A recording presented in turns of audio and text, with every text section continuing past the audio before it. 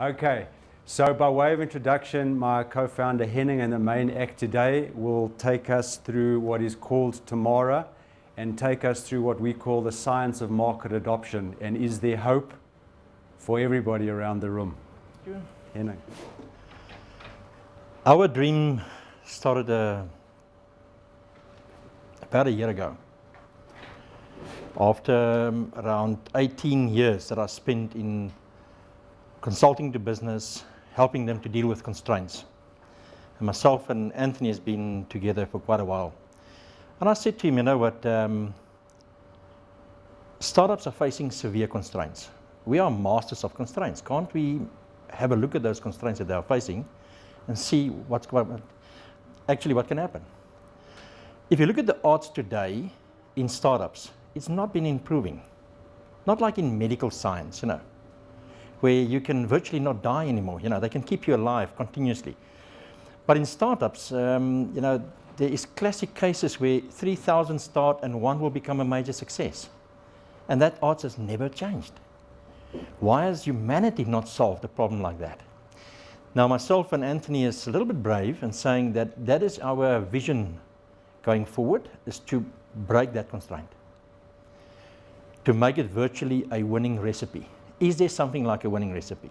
Let's see. We've given it a shot. We'll tell you later on which giants we are standing. There are a few giant shoulders that we are standing on. And we will tell you during the presentation on which we are standing. Great. The presentation is called It's Not Luck.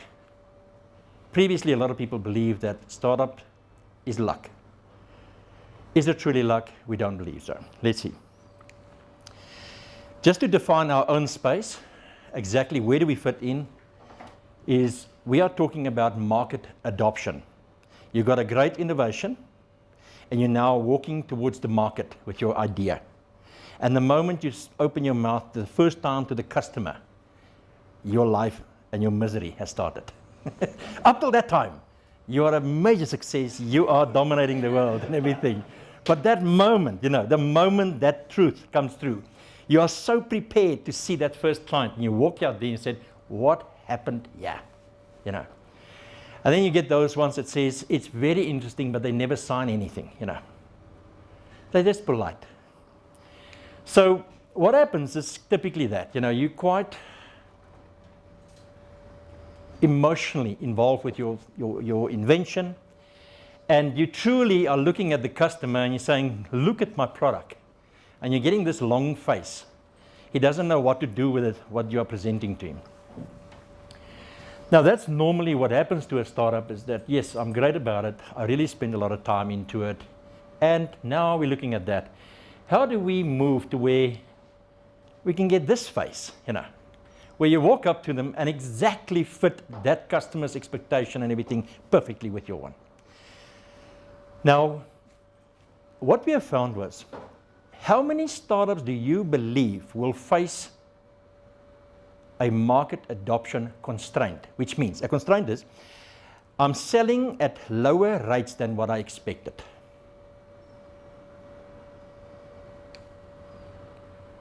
I want to go into Tmara and then highlight to you, what is the ratio?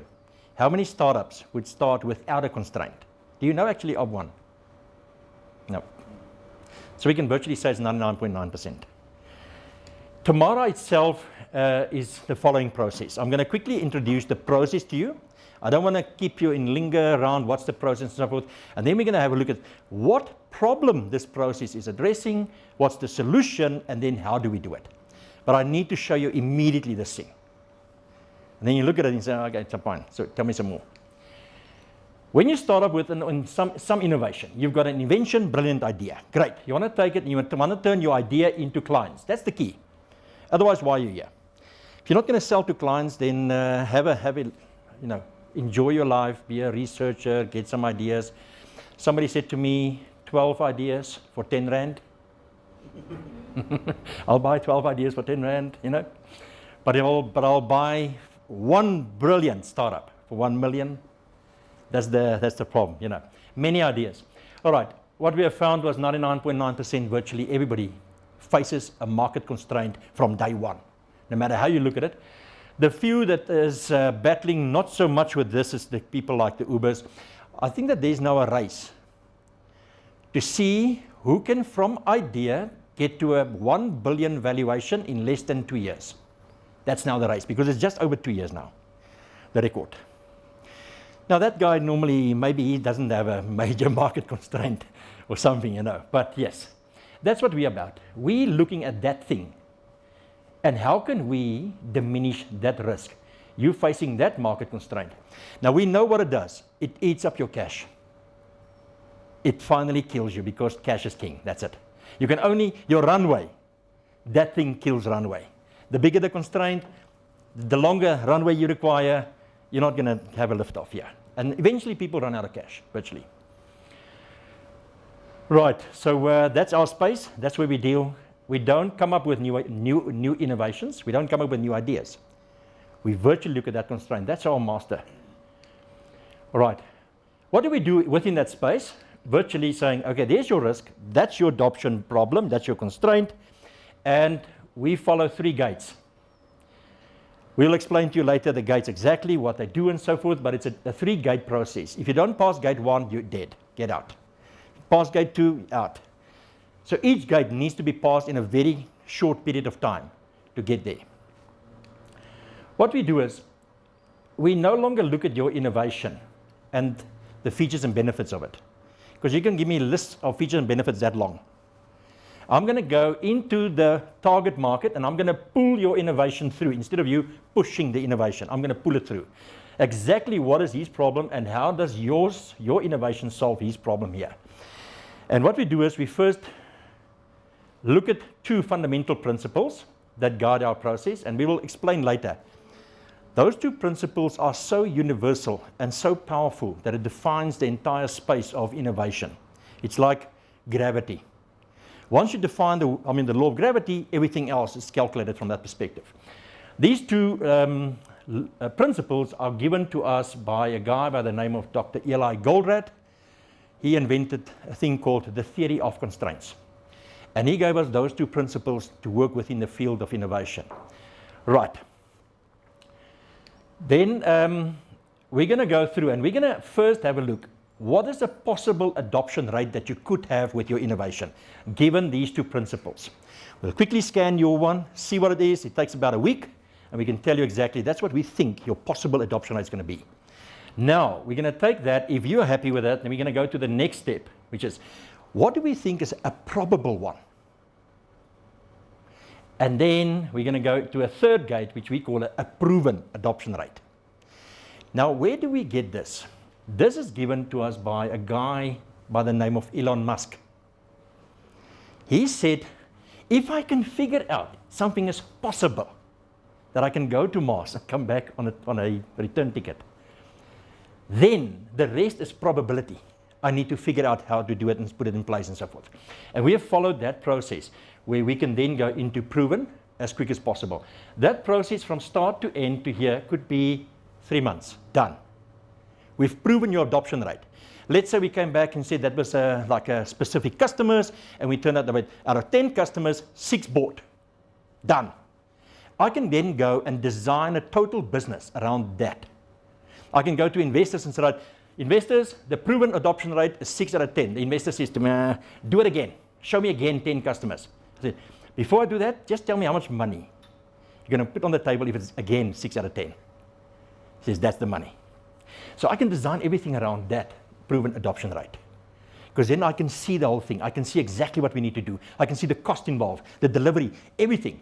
If I don't know the adoption rate, and it's all over the show, I can't build it. I can't commit to delivery. I can't commit to investments, nothing. So we drive ourselves as fast as possible to get the proven adoption rate. And we'll explain exactly how do we get it. So possible, probable, proven.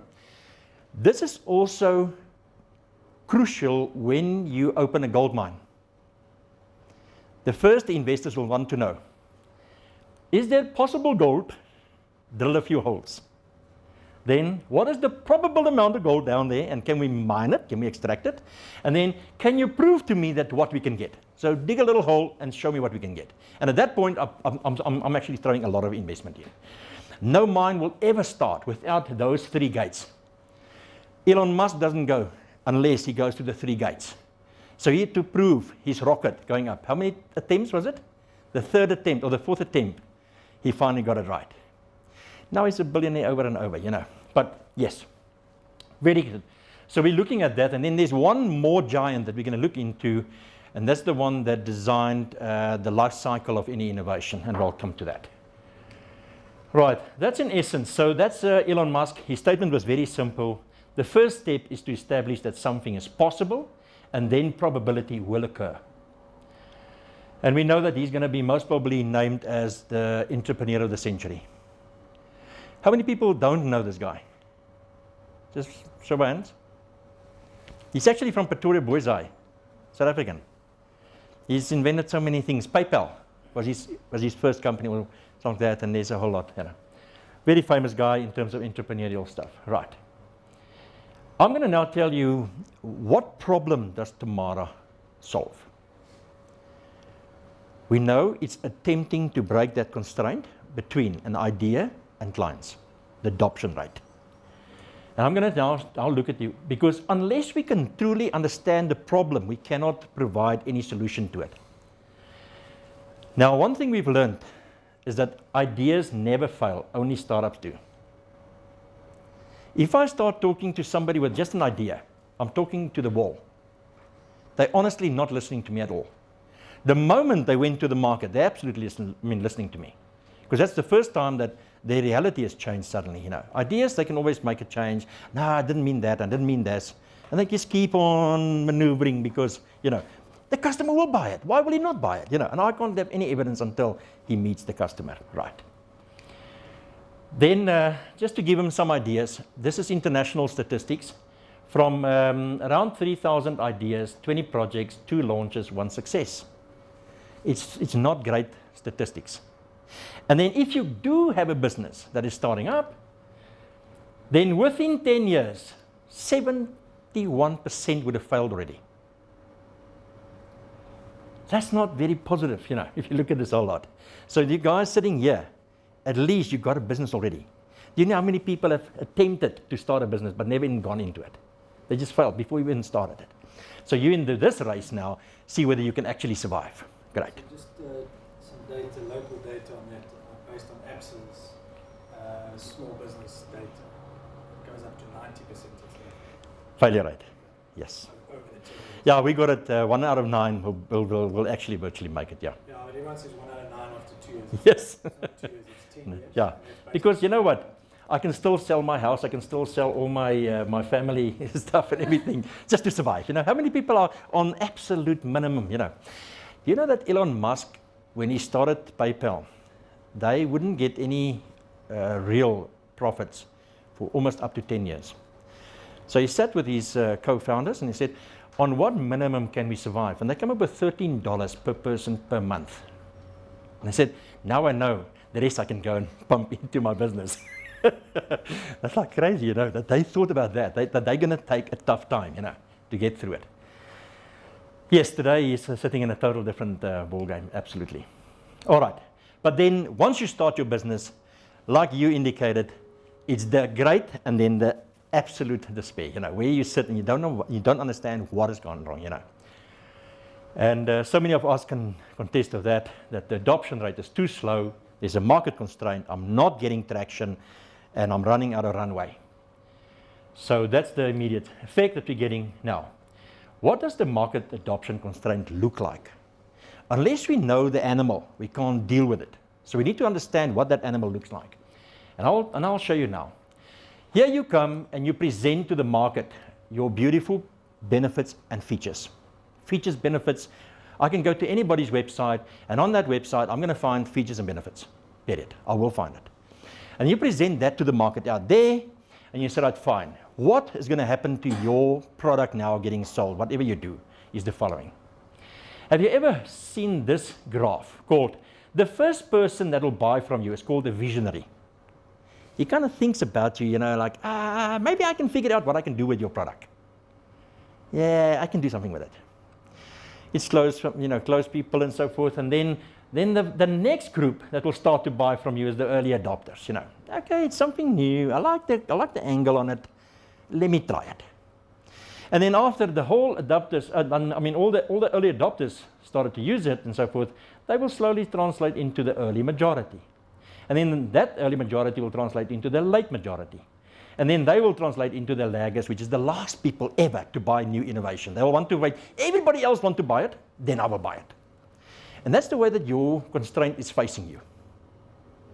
So you'll start off and only the few will buy. Because that first few attempts, great, now we're going to sell a hell of a lot. Nope, this graph doesn't look like that.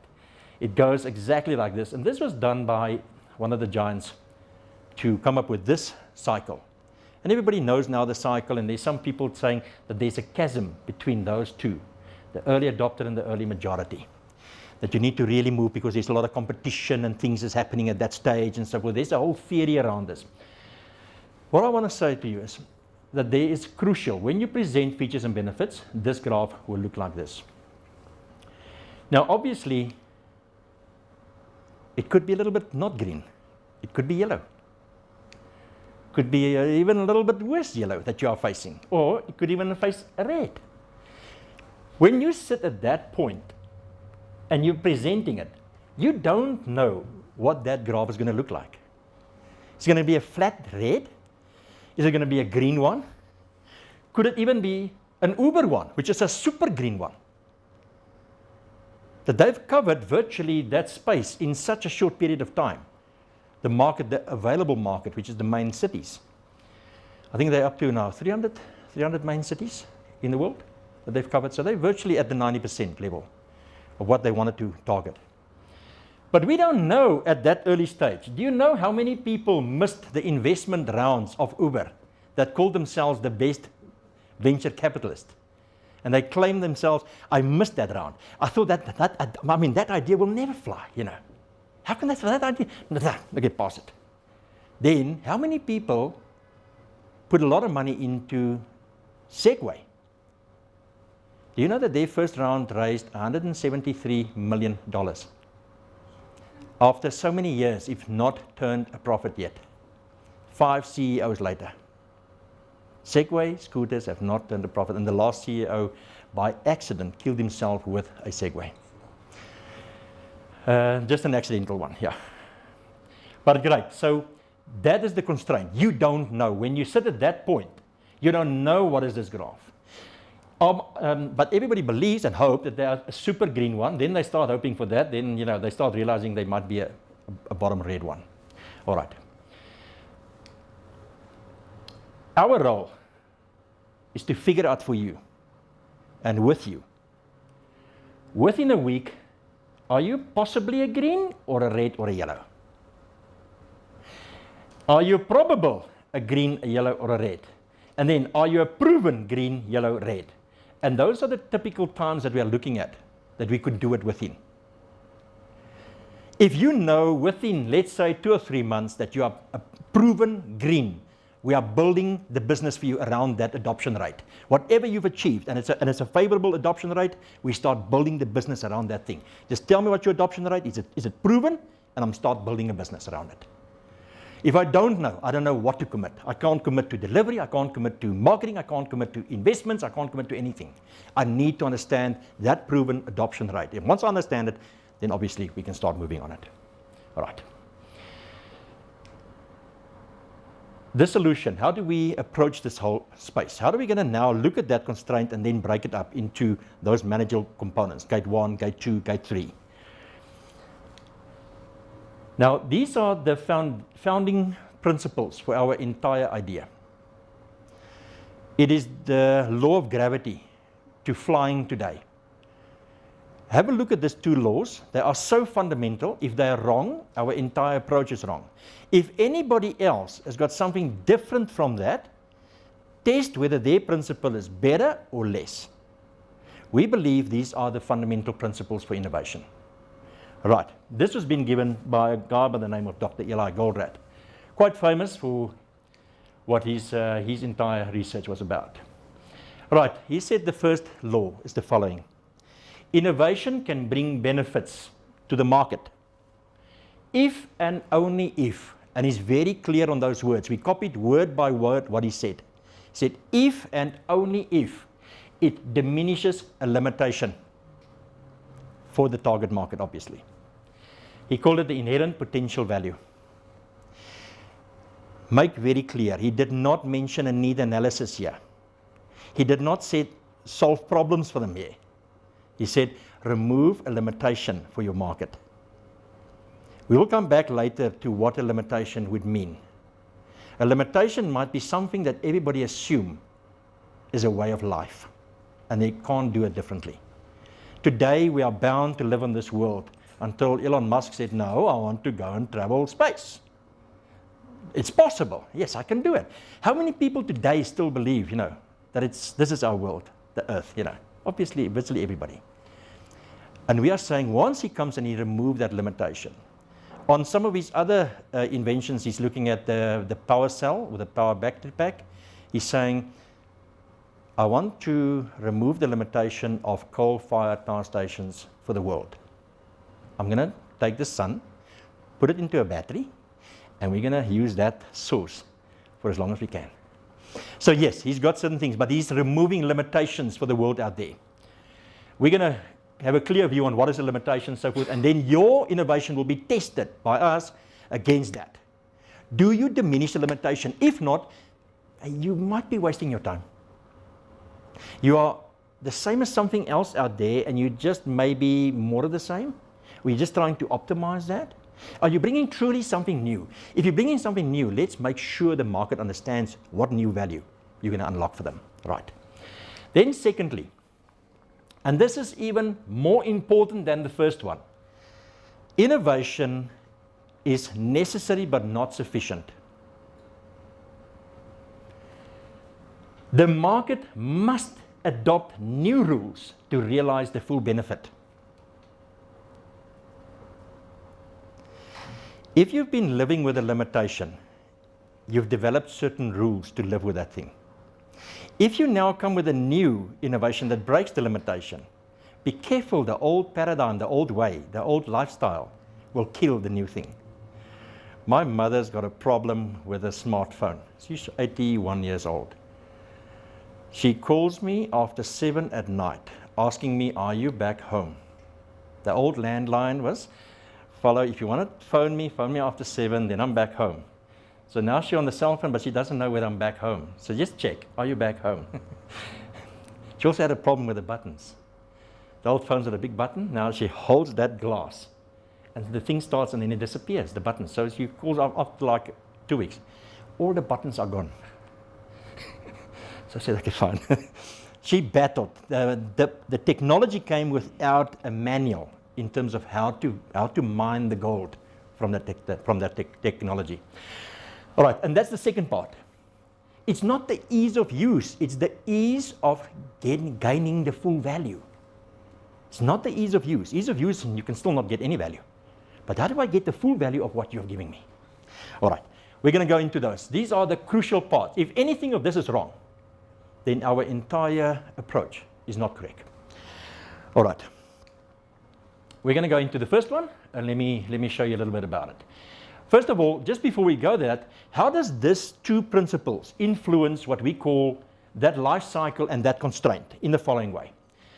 If you look at the first dimension, which is the limitation itself, and we'll explain exactly what it is, the more significant the limitation you are removing, the higher the value or the higher the amount of customers that you can really attain.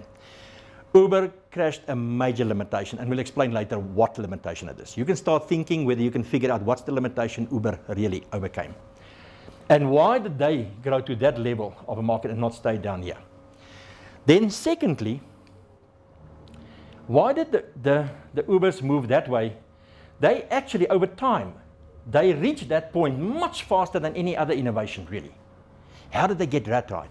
And we call it the ease of realizing the full value. The quicker the customer can see the value, the quicker he is talking to everybody next to him.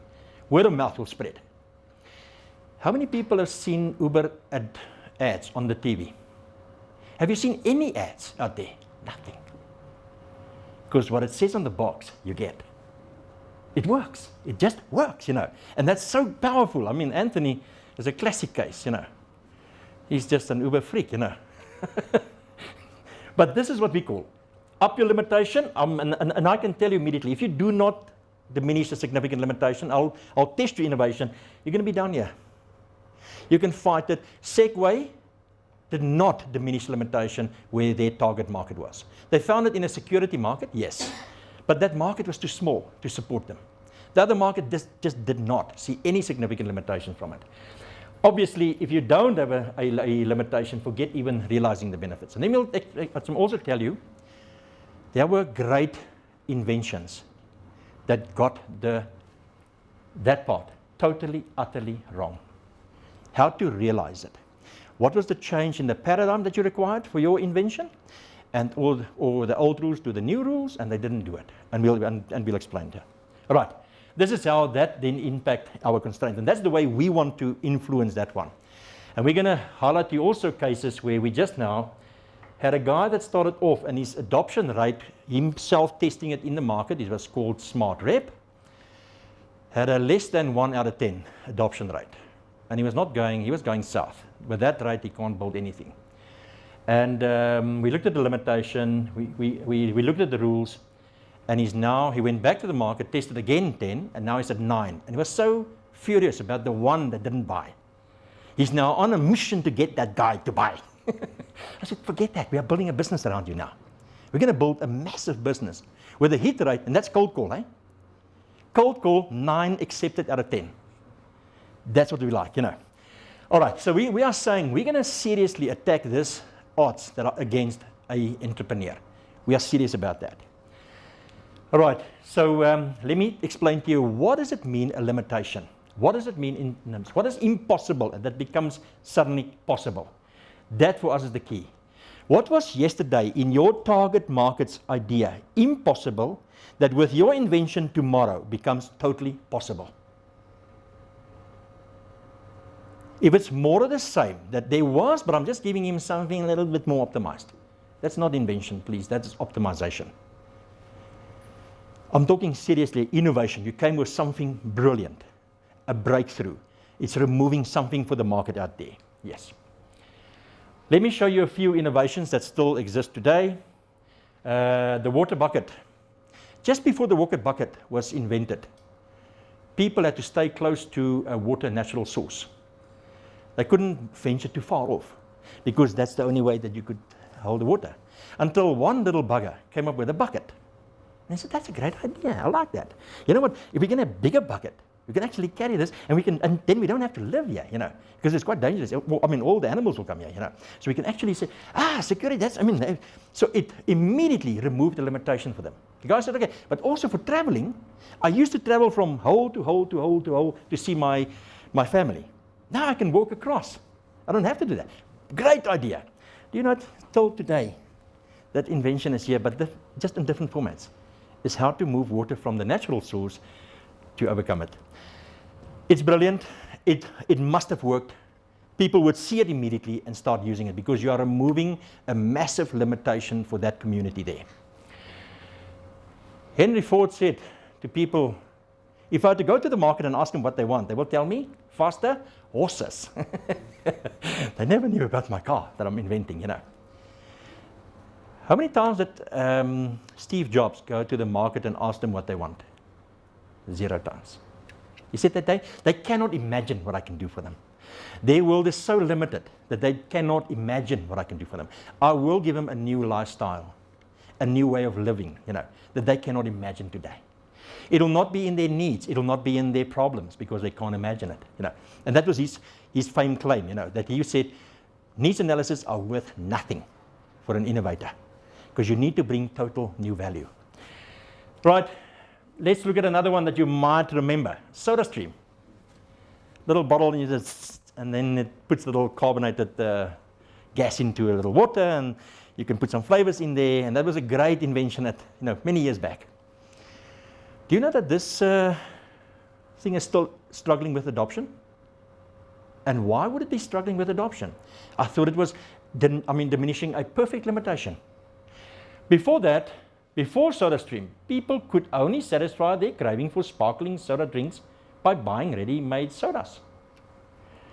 Then they came along and they said, no, we can make you that sparkling drink. They got the fizz in the water, but they did not come up with a better flavor.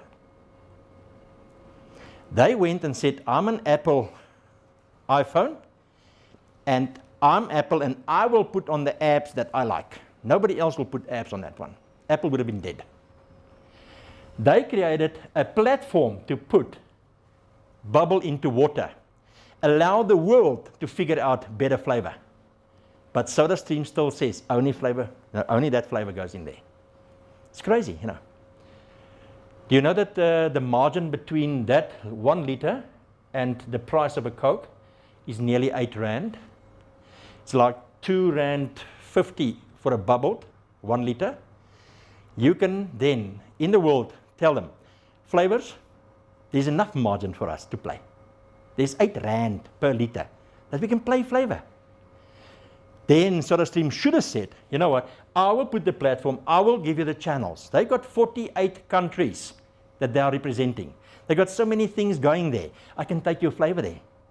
Can you come up with a better flavor than Coke? I believe the world would have done it. But since they closed that thing, they broke the limitation on the bubble, not on the flavor. It's short-sighted. They didn't get the adoption. Right. One more, and this is the Uber one. How many people know the Uber problem? What was the limitation that Uber broke? Anybody? Carrying money around and then knowing where the taxi was. Yes. Anything else? Anyone can become a driver. Anyone can become a driver? Okay. What else? Any other idea? Trusted me. So their tagline is tap a button, get a ride, or something like that. So the whole idea was you guaranteed to get a ride really quickly. Yes. So think about what was impossible yesterday that now is possible. Yesterday, before Uber, what did I have to do to find a taxi? Look around the phone. Or just walk down to where that sign is, you know. And where would a taxi find a customer? Go to the airport. Then they'll stand like 3 kilometers long, you know, in front of that airport just to pick up their customers. It's a reliable point to find either a taxi or to find a customer. Did you know that the limitation that they overcome? Before Uber, people and taxis did not know about one another in real time. That's all. As simple as that. Afterwards, we know about. I just push my location and they tell me immediately where's the car. We know about one another immediate, you know. And then you can decide on which one and that's fine. And then the connection is made and the rest is done. Previously, we just didn't have it, you know. Have you ever tried to call them and then you're on the waiting. We'll get back in waiting, and finally just drop it and get something. So few people actually used taxis. Today, it's amazing how many people actually just favor that one instead of hiring an Avis car, you know. All right, so you had to use other ways to find them, and normally you would go and either stand at a taxi point or the taxis will queue up at that one. That was the reliable point to find one another. Obviously, with Uber, you just put your location and immediately that will show up. Now we need to understand why the first group that started this thing failed, but Uber made it perfect. The first group was Halo. Halo invented the algorithm to get this done. They actually built that algorithm for courier services. And then said, well, the courier service is not going to work so perfectly, so is there any other place that we can do it? And they said, wow, wait, I mean, people, we can transport people. Taxi, great. So Halo started it. And they did one thing big and wrong, and we'll explain it a little bit later. And then Uber did not win that way and got it perfectly right. And it will become back to the rules. All right, let's get back to the principles. I've highlighted to your limitation. So in your life, we're going to be ferocious with you, saying, you know, very robust analysis. What is your limitation that you are diminishing for that target market? If you can't tell me, you're throwing all your money into a dead hole, you know. Please focus. It's not needs. It's not that. Find the limitation. We can find it. I can build you a business around it, actually, you know. All right, so the second component is this adopting new rules. Have you ever heard of the law of evolution? It's not the strongest that survive. It's not the smartest. It's the one that can adapt to the new rules the fastest. It's named by Darwin. And he came up with that. Natural selection. It's not the strongest that win. It's not the smartest that win. It's the one that can adapt to the new rules. It's the one that can change his paradigm the fastest that will survive. All right, and we're following very much that same concept. And I want to show you a few. People and markets adapt to their environments. You agree? Always. If you're in the desert, you will adapt to those conditions. If you're in a forest, you'll adapt to that condition. If you're on the moon, you'll adapt to that conditions. If I tell you that there's a bunch of people chasing into a single limitation called a door and a constraint, very soon the human will develop rules. That's the way to do it. Stand in a queue. This running for a taxi does not work. We can't get into that door all at the same time, you know. So form a queue immediate. The human is brilliant in looking at the limitation and then immediately developing the best rules to maximize the situation. Right. Now, if you did not change the old rule, but you made more points available now suddenly to people, but you didn't change the old rule of queuing. You said, this is a slow queue, a medium queue, and a fast queue. Then that's a long queue standing that side. You took the brilliance of coming up with more pay points, but you followed the old queuing rule. There's no benefit coming. As simple as that, you know. And what we are saying, as long as the rules and the trades that helped us to accommodate the limitation are obeyed, the end result is the same as if the limitation exists. We had this case initially with Uber where they said that a few people would run down to the place where the taxi is standing and then push the button.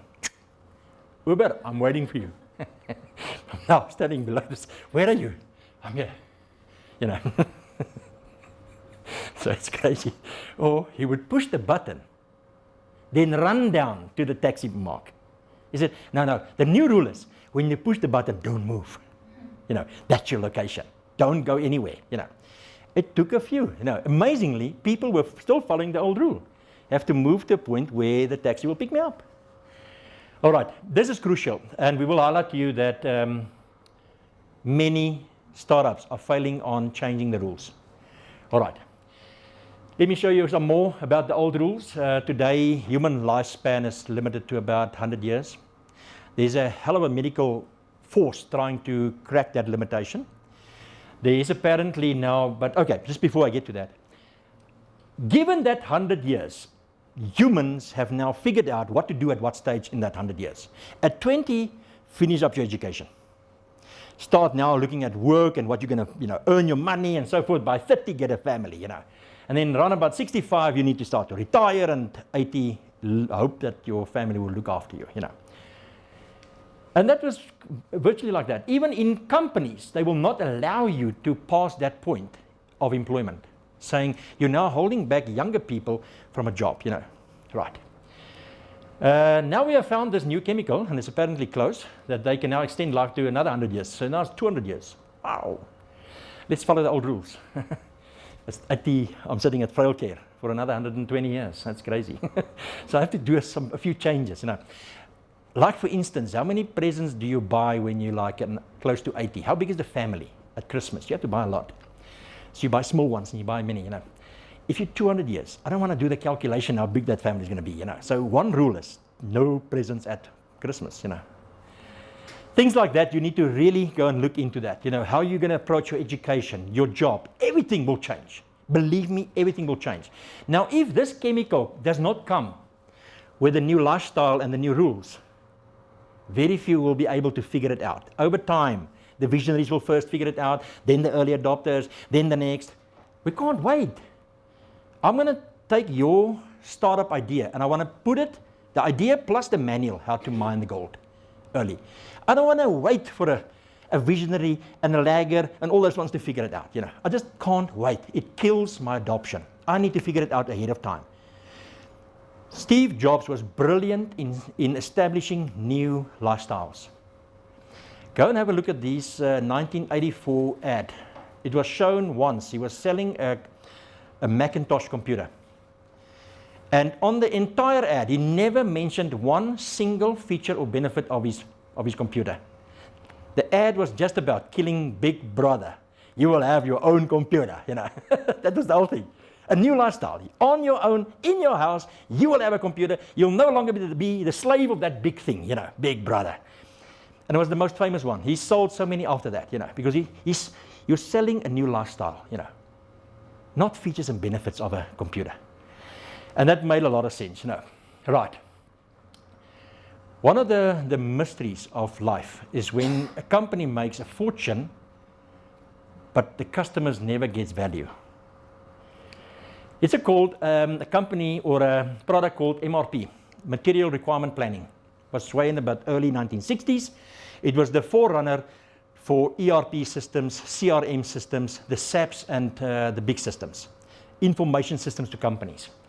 That was virtually born out of that. Before MRP, people had to manually calculate the net requirements for any manufacturing business. That means if I had 1,000 customers buying, I had to take all those orders, process it into what are the actual components that need to go into it, what are the conversion rates, what are the inventories that we got, what are the purchasing items and everything, and it took a hell of a lot. So the rule became very simple, you know, just do that net calculation once a month. Because it's crazy not to do it, because you don't have enough people to do the calculations if you want to do it less than that. And the industry accepted before MRP that the rule was very simply calculated once a month. MRP was very powerful, and it could calculate all those things, and it could do it overnight. So you actually didn't need to wait a month. How many companies changed the rule from once a month to once a week? For 15 years, not a single one. They implemented, and for 15 years, not a single company changed from a once a month to once a week. The inventors didn't even see that. They were talking speed of calculation, the storage capacities, you know, the accuracy. So after about 3-4 years, the market started seriously complaining, saying, you said that our inventory is going to come down. You said that our net profit is going to increase. We're not seeing anything.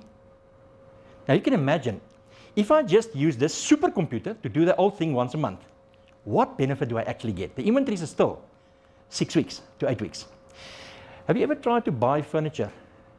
How long does it take to get these leather suites and things, you know? 8 weeks delivery.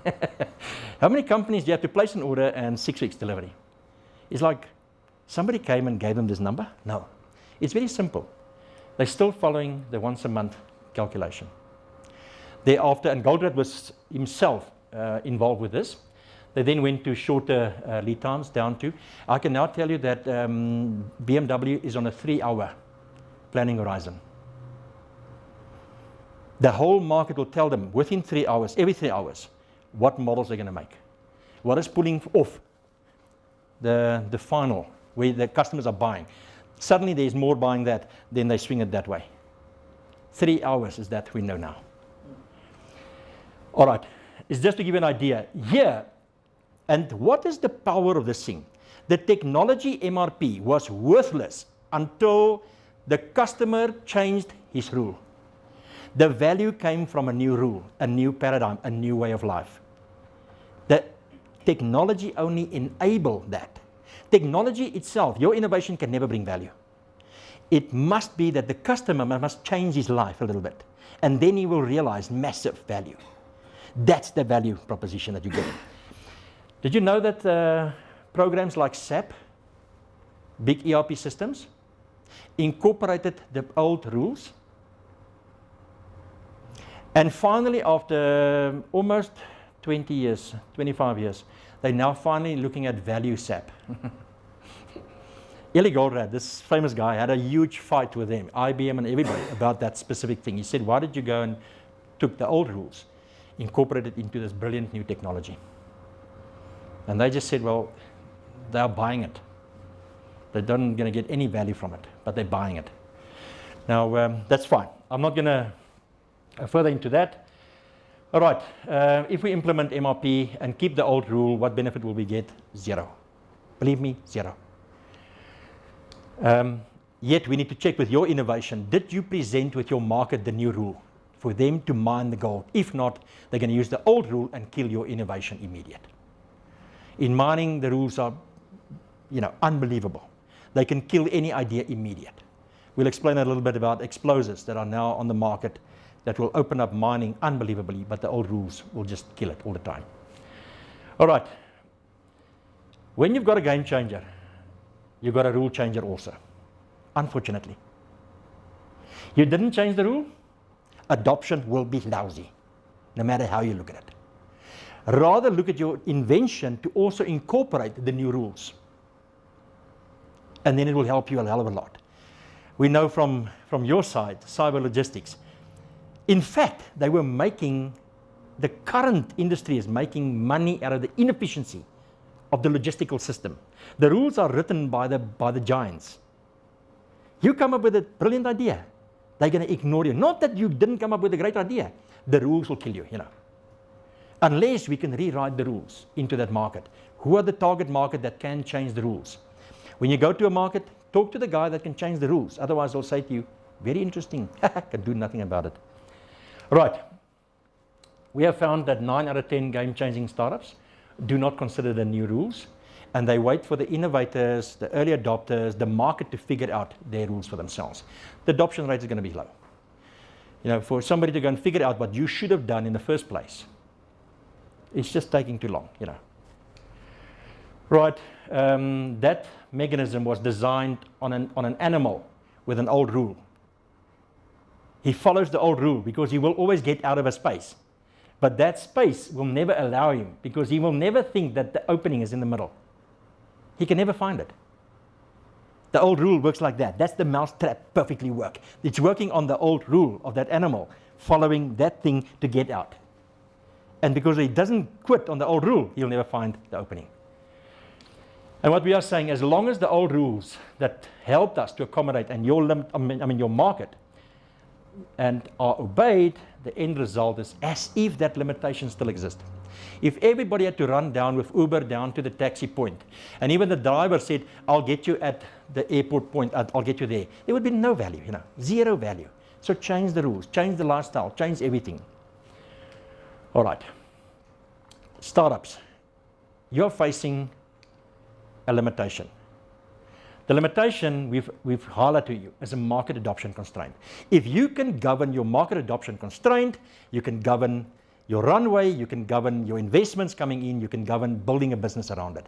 You cannot govern that component, you're going nowhere. It's going to consume a lot of your energy, emotion.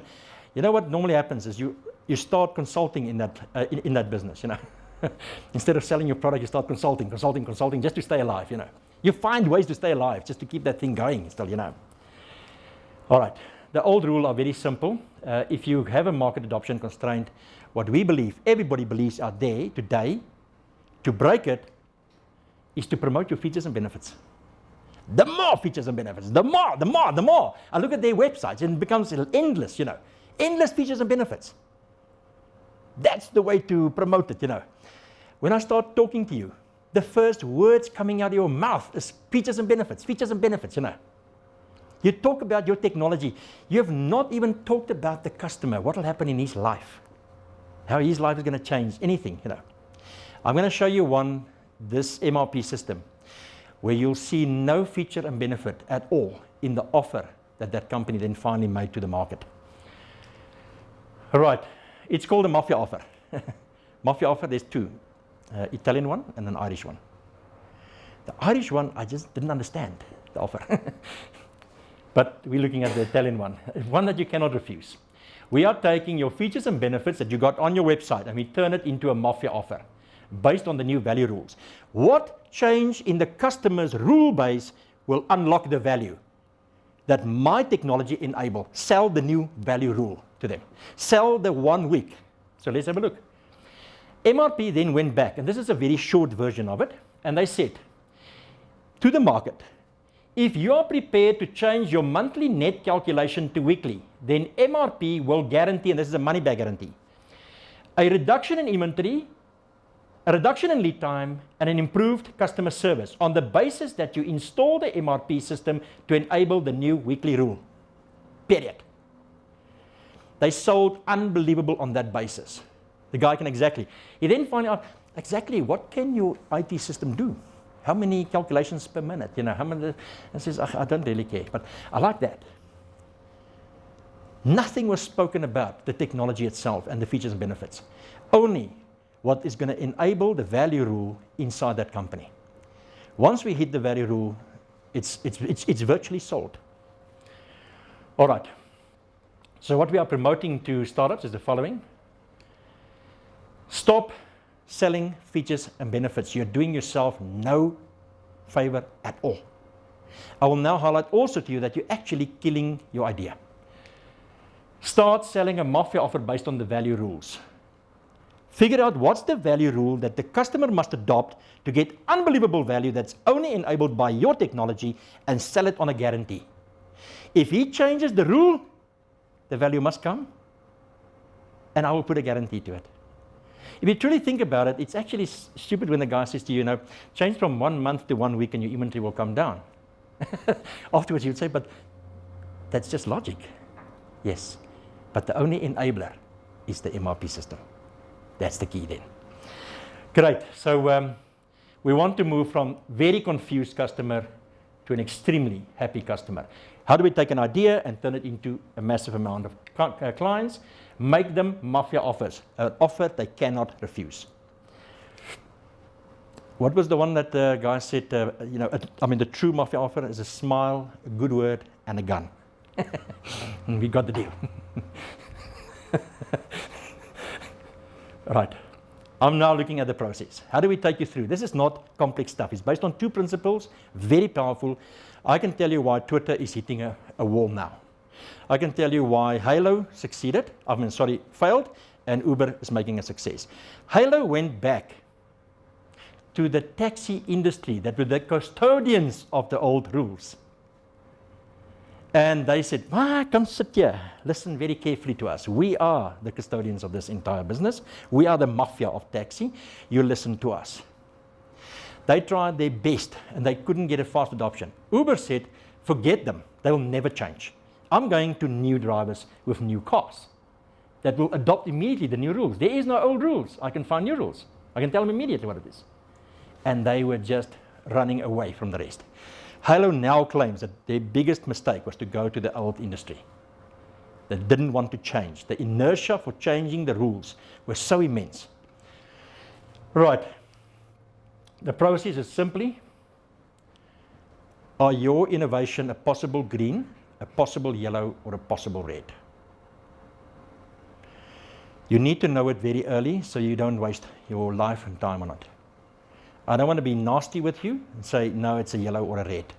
I will also look, maybe you've missed something, that you did not see the limitation that you're actually diminishing, and if you make a small change to your innovation, you're going to capture the world out there.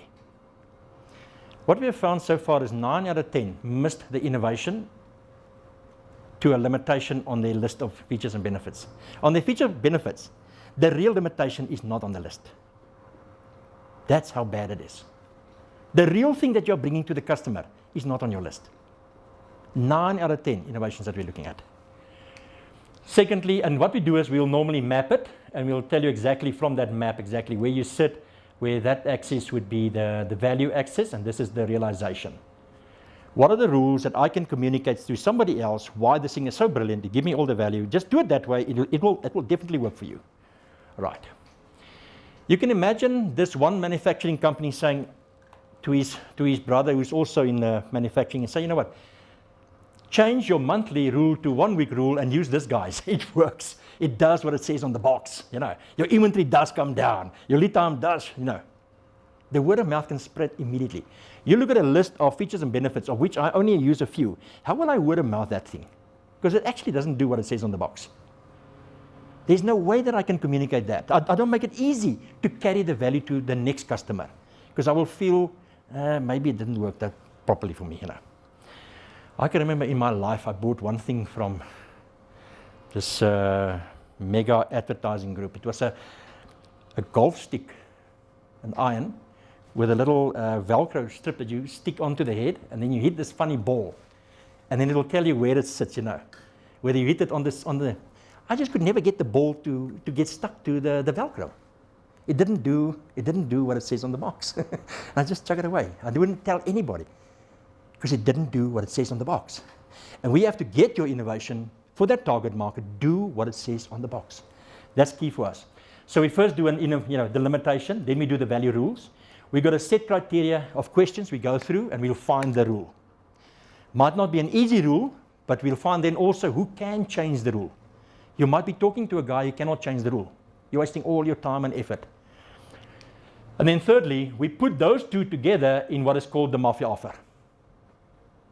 If I govern that I'm removing a limitation and I know the value rule that will unlock it, I'm putting a guarantee immediately down. Sir, customer, if you change your life this way, I guarantee you that value. Otherwise, money back. And that's the key for me. That's the money back guarantee. All right. Our relationship with the world out there, the startups, could be in a number of ways. Could be through training. We can provide you this knowledge through standard training. It's called a 2-day training that will take you. You come, you sit there, you take your innovation, and you take it through gate 1, 2, and 3. We will not directly participate in content, but only in context. So we will provide you the context and the framework. Still, there will be maybe 10 or 12 guys in the room, and they're all working on each case, But again, it's over to you. You will gain the skill and so forth. Some of the innovators just told me, you know what, I haven't got time for that. I want another one. So can you just come and maybe do this for me, If you've got a lot of money, then that's an option, I'll do it for you. I've got 20 years of experience of doing this. Or there could be a third option. And you said, well, I haven't got a lot of money, but I like your entire approach. I think you've been exposed to so many startups and so many things that you'll pick it up immediately and you'll help me. I want you to become part of my company. And our offer is very simply 2% of total sales and 2% of equity. And we are part of your business. Over time, you can translate the 2% sales into anything else that you desire. If you're Uber, you wouldn't like me to get 2% of sales now. So you most probably convert it into some equity for me. It's over to you. So we don't put any strain on your cash. You don't pay anything until there's a sale. Until there's sales, we take 2% of it. If it's 100,000, you're turning per month, we're taking 2,000. Just to make it So there's no money. prove ourselves before anything happens. Yes. Don't you worry. But Prove ourselves. now we've got an additional one to make sure that we really guarantee, because we don't want to partner with somebody that's going nowhere. So what we said is, we will partner on the following. We will be responsible as a partner in your company for looking at the limitation, for looking at the rules, and for making up the mafia offer. You then, and Anthony will help you to set up your 10 customers that you're targeting, test the adoption, and prove it. You'll be trained in how to present the mafia offer, everything, That's the way we're going to go out and sell this thing. We've got an engagement period before we commit to any equity, and that's 6 months. We only take 2% of sales during that 6 months, and it's chemistry. Can we function as a team? From our sides, we cannot commit to a long term if there's no chemistry. So we said both. After 6 months, we sit down and we say, right, did we find chemistry here? Did we find value here? Do we want to be partners? And anybody can walk away. It's engagement period. And then only once we say, yes, I want to go into it, then the Tmara transfer, the mafia offer IP for 2% equity. We actually sell something at that point. During that engagement period, we will be developing the mafia offer for you. We will hold the IP on that offer for that 6 months. When you say, no, I don't like you and you didn't work for me, then Tmara just recalls its IP offer and says, please don't use it. All right, but what we then do is we actually transfer an asset to your company, which is the mafia offer. We will be the custodians for that offer, but that stage we put it in your arm and say, right, it's now yours. We cannot sell it to any other company then. We cannot go and sell it to a competitor of you. That's your, and we are part and parcel of your company there. Then we go along with you, targeting the next target markets, the next one, the next one. If there's any competition coming in, we will strengthen your mafia offer, We become part and parcel of your company looking at that part, developing mafia offers that hit the market with high adoption rates constantly. All right, and that's basically our offer to the market. That's where we stand. We've got a program that we follow. You will have on Dropbox, you'll be listed immediately. There will be a master file, and you'll go through every single week what is going to happen to you, Your availability, we will sit down with you for 2 hours here, either a Zoom call or a Skype call, a group together, work on that one. What's the limitation here? Get it done here, go test it there, We will not be in your face all the time, but we'll come in strategically at specific points. We would like to complete this within 6 months max. We hope to complete and look at the chemistry and find partnership even shorter, saying we love it, we're working together, and we want to be part. We will obviously have experts coming from all industries so that they can cross-function and help us, So from Israel to everybody. Now we're talking networking, We can put you in connection with that company and this company and that company, So the network becomes massive. You become part of that entire network virtually. All right, and what we are interested in is only green curve. We want to get you to a green curve and a super green curve as fast as possible. We want to spot the greens and we want to make the greens. We believe it's only by looking at the limitation and getting the value rules right. Those two components are totally neglected today, and that's why the odds are so bad. If you keep on flying and your thing is breaking down, it's not because the wings or this and that, it's you didn't understand gravity. The law is still gravity. That's the thing pulling you down to crash you. Unless you can get a force bigger than that, you're not going to fly. And that's what we are saying. Unless you come up with a limitation, it's going to be a low flat one. Unless you come up with the new rules, it's going to be a long time for adoption because they need to figure out the rules, they need to figure out the lifestyle and everything along the way. We're saying it now comes with the package. In fact, you are selling on a guarantee the change in lifestyle. I had a case where I had to move over to fiber optic in the home. Then I got Telkom and I said, okay, now it's there. So what packages? 100 megabits speed, 100 gig for this price. Okay, we've been using 3G, 4 gig per month. So do you have 100 megabits and 10 gig? He says, no, sir. Only 100 megabits, 100 gig. I've got a 50 gig, 50 megabits with a 50 gig. No, I want the high speed, but low gigs. No, sir, it's not available. So eventually the guy asked me, can't you just download something in your house? Why do you want to do 4 gigs, I said, well, I don't know. We've been like that, we only download emails, a little bit here and so forth. That's our lifestyle. He says, oh, big problem. So I went back to the family, I said, family, we got 100 gigs for free. It's even on promotion. They said to me, just take it. 100 gigs for 3 months promotion. I said to them, go for it. Download anything. After the month, 20 gigs. Yes. No, we didn't make it. 80 gigs I wasted. Another month, they got it to like 30. I said, there's seriously something wrong here. What do we need to change? So I started asking the daughters, what can you do different? So the one said, well, I can go into and look at educational videos because I love this TED channel. But previously it was impossible, because it will just consume so much. I said, go crazy on it, So 2 months ago, they passed 170 gigs per month. So they're now there. But it's all educational. It's perfect, how they actually adopted a total new lifestyle.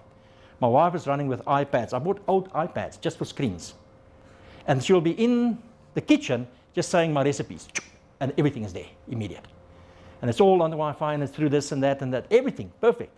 I'm standing outside and I'm running DSTV, checking the braai and checking the Bulls playing, Lifestyle has totally changed, Until I didn't know. But Telkom never sold the speed with the new rules. I had to figure it out myself. Some people will just stick to the old 4 or 5 gig and never get there, All right. That's our goal, and that's where we are. Any questions on the side? This is our presentation. This is what we're all about.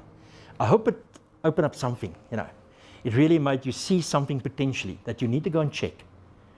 We're here to help. I think we've got a mafia offer for you. It will not kill your company, and we might even become potentially good partners going forward. Any questions? I'm going to hand over to Anthony. He normally takes from this point on. But please, ask some questions.